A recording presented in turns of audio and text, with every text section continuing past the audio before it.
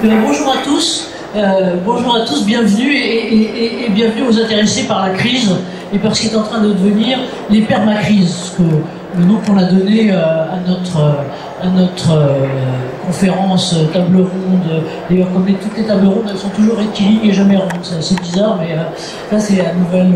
Bref, c'est le nouveau truc. Voilà, donc c'est notre quatrième conférence dans le cadre d'Expo Protection sur une question qu'on n'a pas prévue exprès, mais qu'on va leur poser systématiquement après sur les data, puisqu'on va centrer tout notre cycle du cercle entreprise et santé. Je vais vous expliquer dans 2 secondes ce qu'on est là-dessus, sur la question data-driven, c'est-à-dire que ce soit pilotage de n'importe quoi ou autre, on a besoin de data. Donc, bienvenue, permacrise. Et donc l'idée c'est que maintenant tout le monde est plus ou moins habitué à faire de la gestion de crise, mais en gros ce qui est devenu complètement multifactoriel, multidimensionnel, avec alors selon ce qu'on aime, des effets dominos ou autres, on est globalement complètement là-dedans.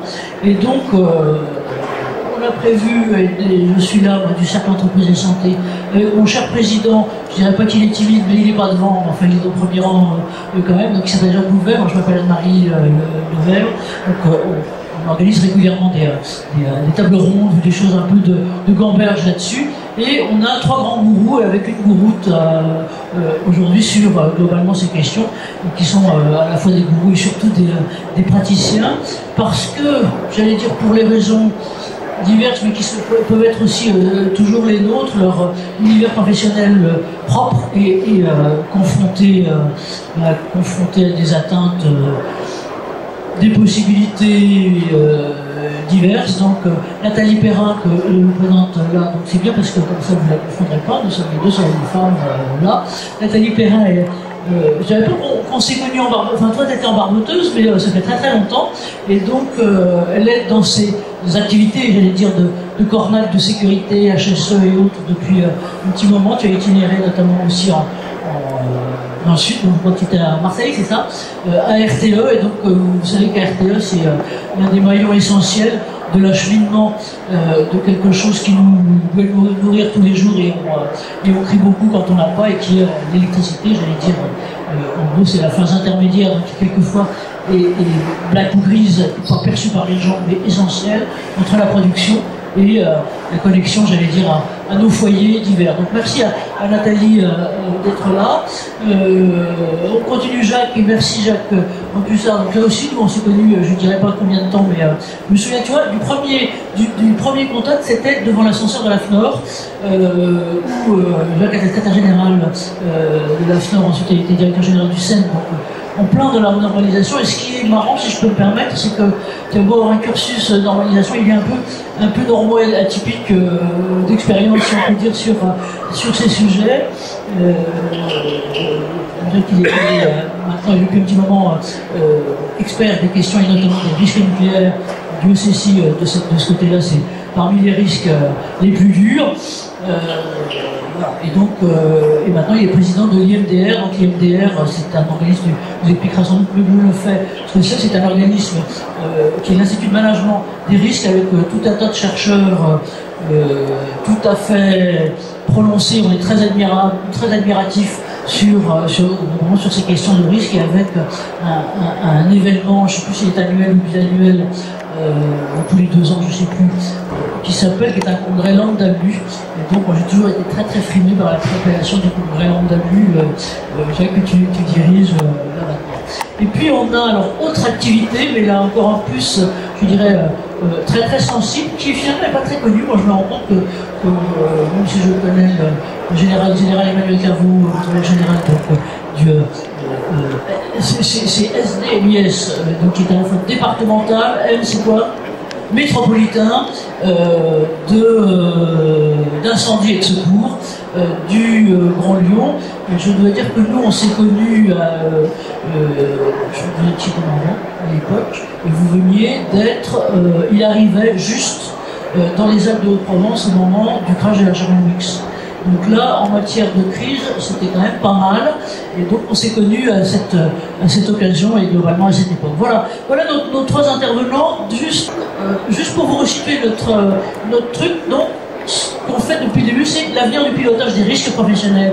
Mais plutôt là, nous, sur les risques professionnels, même si maintenant tout est imbriqué, industriel, risques humains et autres, ça doit être data-driven parce que c'est l'une des seules façons, j'allais dire, de sortir, ou de l'intuition qui est pas mal non plus, ou des sondages qui sont pas mal non plus. C'est-à-dire qu'en France, on a un peu tendance à confondre les données qui viennent des sondages.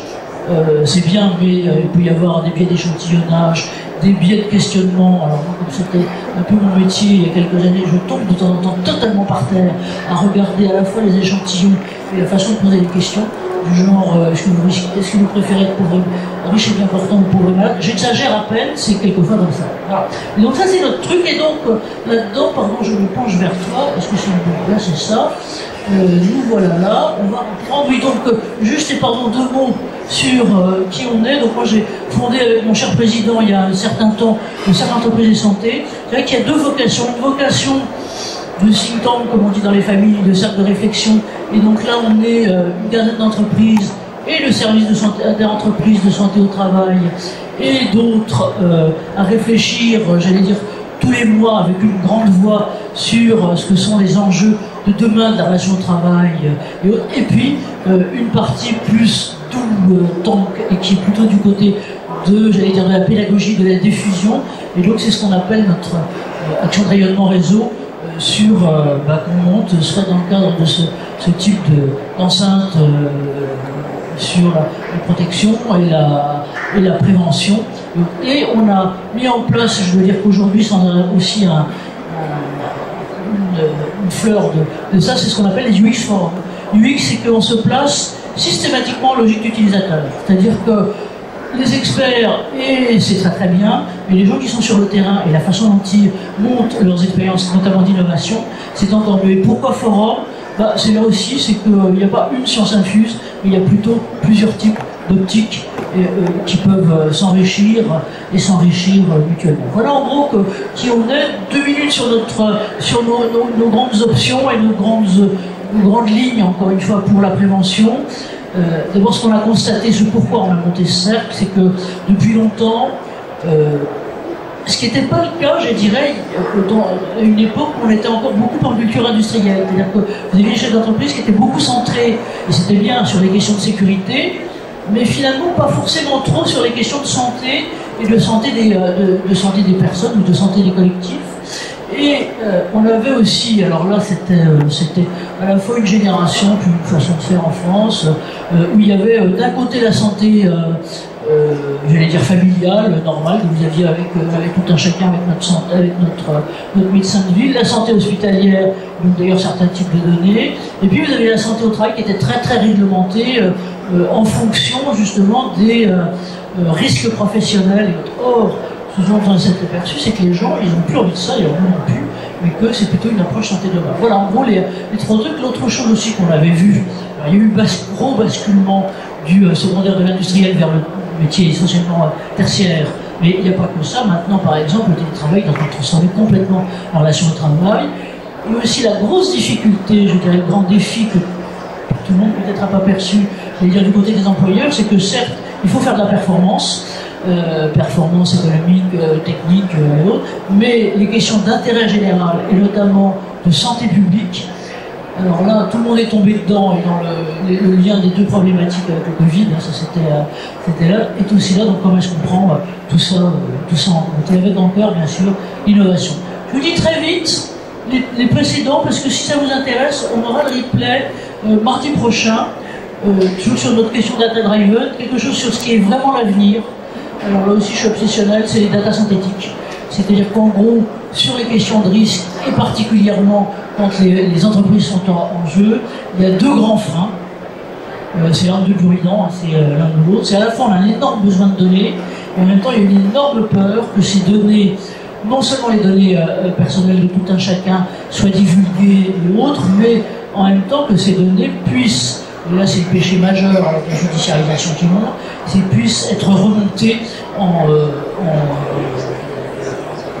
attaque judiciaire du genre de ce qu'on a connu, qui est le plus d'anxiété pour l'amiante. Donc ça sera les data synthétiques, et c'est un outil justement pour dépasser ça. On a eu un autre, alors je vous glisse le terme dans le nom parce qu'il va être chez vous tout le temps, c'est le people risk. C'est le risque qui est lié aux gens, à la fois à l'humain individu, mais aussi au collectif. Et ça, encore une fois, c'est un truc qui vient plutôt du Canada. Et pareil, il faut quelque chose là-dessus, avec les impacts et les liens avec, en innovation, la computer vision et les data derrière. Et donc là maintenant, on est sur le 4e, les permacrises, voilà. Juste dans la ligne, parce que je sais qu'on est dans le post-prandial, donc dans le post-prandial, on peut toujours de temps en temps avoir des assoupissements.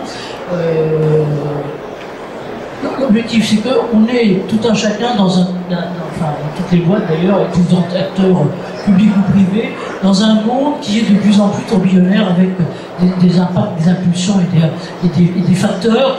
On va de plus en plus, en termes de crise aussi, vers de la multiplicité, de la multifactorialité. Et donc, comment est-ce qu'on fait pour anticiper tout ça, d'où nos 3 exemples là. Et je vous affiche ça, qui est le terme anglais de permacrise, qui a été nommé en fin 2023, début 2024, comme étant le terme de l'année des managers par les Anglais. Donc, je trouve que le dictionnaire, un peu l'équivalent de, on sait pas, la Rousse-Bouton, le pivot des familles, et qui est de montrer ça. C'est-à-dire ce que vous voyez, quand vous figurez en dessous, c'est que tout. Donc là, il y a les risques plutôt du côté de la production d'électricité, par exemple, mais du côté des inondations, les risques naturels, comment tout s'intrique là-dessus. Et surtout, c'est pas pour rien qu'on les a encadrés avec des gens et des gens qui crient, c'est-à-dire que les questions, notamment autour des réseaux sociaux, des mouvements d'opinion, sont toujours en possibilité de venir, je vais dire, un peu accentuer les choses. Voilà. Donc,